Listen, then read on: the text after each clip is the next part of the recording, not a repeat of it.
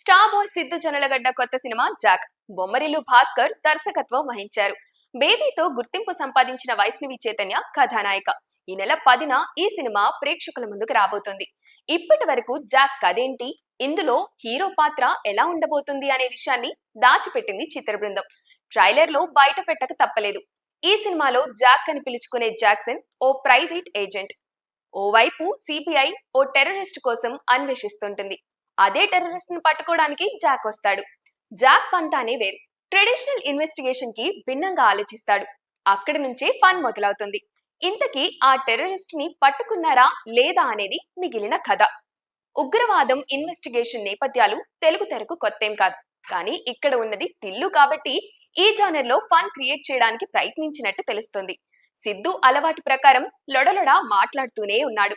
మధ్యలో బీప్ వేయగల కొన్ని బూతులు కూడా వినిపించాయి. అవి సెన్సార్ కట్ లో పోవడం గ్యారంటీ.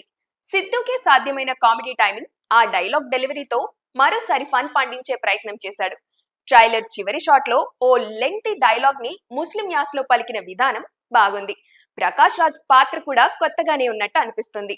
వైష్ణవి గ్లామర్ పండించే పాత్రలో కనిపించబోతుంది. సిద్ధు ఈసారి యాక్షన్ హీరోగా అవకాశం ఎత్తడానికి ప్రయత్నించాడు. చేసింగ్లు ఫైటింగులకు లోటు లేదు. మరి కామెడీ యాక్షన్ మిక్సప్ ఎలాంటి ఫలితాన్ని ఇస్తుందో చూడాలి.